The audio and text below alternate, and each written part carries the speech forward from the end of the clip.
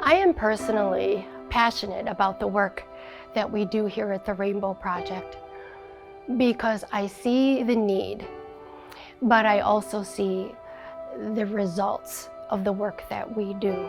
It builds a sense of hope, not only for them, but for us.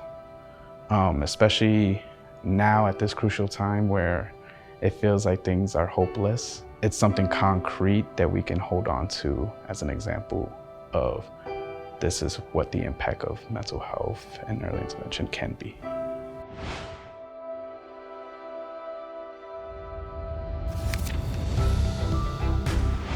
So in March, once the orders were given that things were shutting down, we immediately started to contact families, let them know kind of the state of things, and at that point it was a little unclear, but we were working on developing and implementing our telehealth practices. This is something that we had not done before, and so it took about 2 weeks before we were able to get staff trained, get the online platform set up, and to start to connect and do treatment.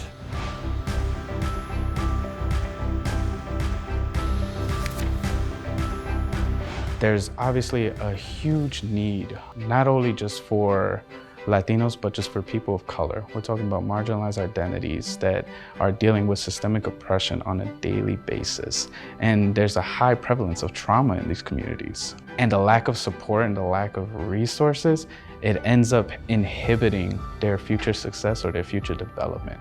So as far as the Spanish-speaking services that Rainbow provides, it's very blatant that there's a lack of services for the Madison community, especially the Latinos communities. So what we try to do is we try to accommodate and try to give as much services as we can. And the way we do that is we offered, in addition to 3 bilingual Spanish-speaking therapists, 3 different programs.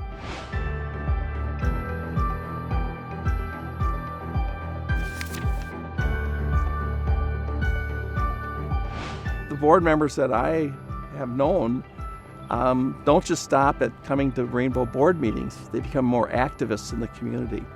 And that's the transforming process I think that Rainbow brings to everybody.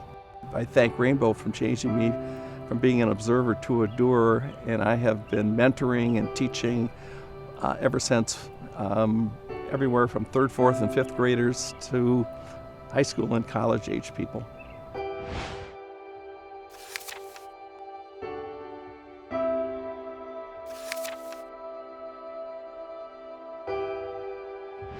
The Rainbow Project does a phenomenal job of coming around the entire family and supporting that family through dyadic work and also through the groups that Rainbow Project offers for adult caregivers to come and to be able to get the support they need so that they can start to talk to their children about these really difficult circumstances that have happened in their life, and also to be able to talk about the feelings that are related to that and to offer kids the ability to see that this is something they can, as a family, move beyond, and it's not just the child's job to do that.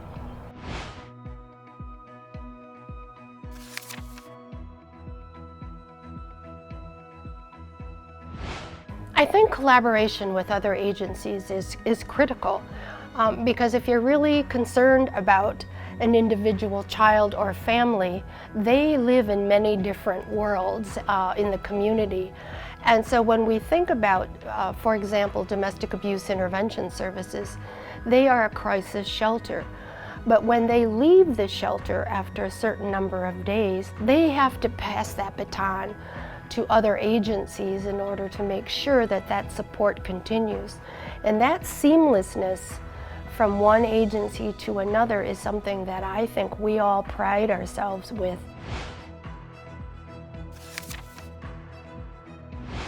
In the last year, the Rainbow Project has been able to make a major impact because of the support that we've received from the community. That energizes us.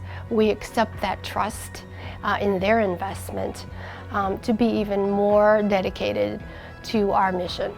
And I think giving money to a place like the Rainbow Project helps that, in that we help the folks who've experienced hardships. You know, we help steer them back on track, and we help promote them to have a healthier and happier future. It's an organization that is so in tune with the needs of our society.